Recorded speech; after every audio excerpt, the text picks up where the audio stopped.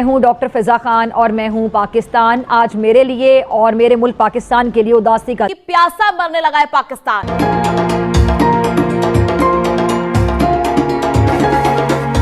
एक बड़ी खबर ये आई है इंडिया की तरफ से, कभी भी इंडस वाटर ट्रीटी रिस्टोर नहीं करेंगे, पाकिस्तान को पानी नहीं देंगे। हमारे हमसाए मुल्क भारत ने दरियाए रावी के पानी को पाकिस्तान के लिए मुकम्मल तौर पर बंद भारत ने एक बार फिर पाकिस्तान का पानी बंद कर दिया है। भारत एक बार फिर आबी जारियत का खुला मुजाहिरा कर रहा है। सिंधु का पानी नहीं मिलने पर पाकिस्तान में हाहाकार मच गया है।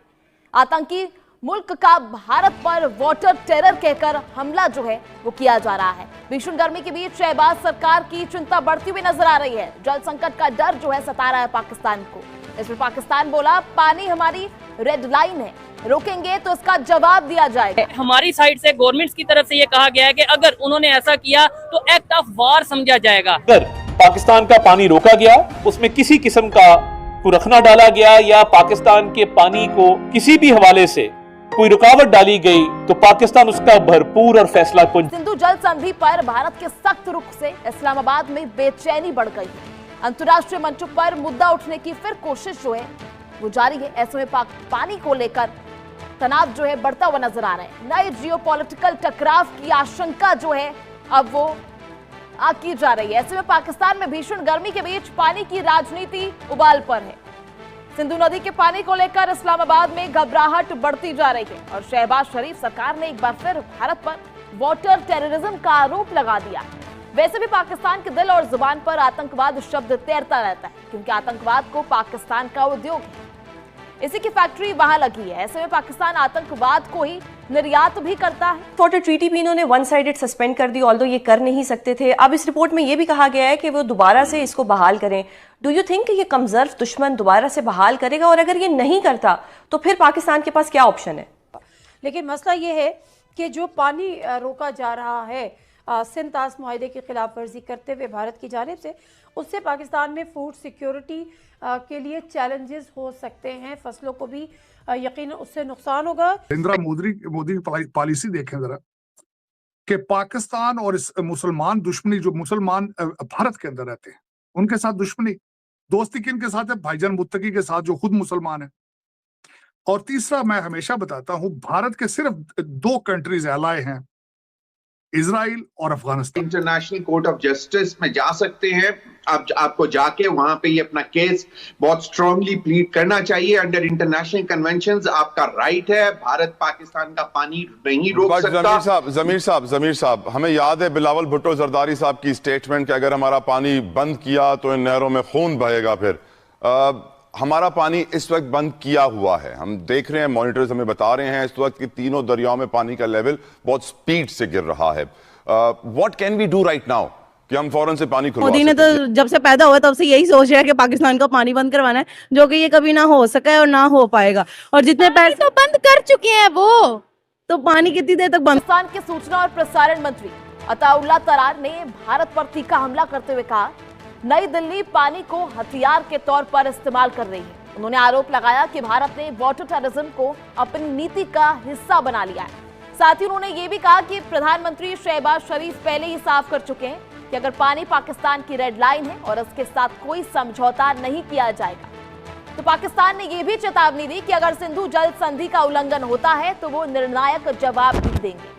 वहीं पाकिस्तान इस मुद्दे को अंतर्राष्ट्रीय मंचों पर भी उठाने की कोशिश कर रहा है। संयुक्त राष्ट्र सुरक्षा परिषद तक में जल सुरक्षा का मामला ले जाकर पाकिस्तान खुद को पीड़ित देश के तौर पर पेश करना चाहता है। उनका तर्क है कि सिंधु जल संधि एक बाध्यकारी अंतर्राष्ट्रीय समझौता है जिसे एक तरफा खत्म नहीं किया जा सकता। लेकिन उसके बाद क्योंकि आजकल टेंशन बढ़ी हुई है, वैसे तो टेंशन हर वक्त ही रहती है हमें भारत के साथ, तो इसलिए हर चीज सर हम उनके साथ डालने की कोशिश कर रहे हैं। अपनी नाकामी या अपनी कोताही जो है वो उसकी तरफ नहीं देखा जा रहा।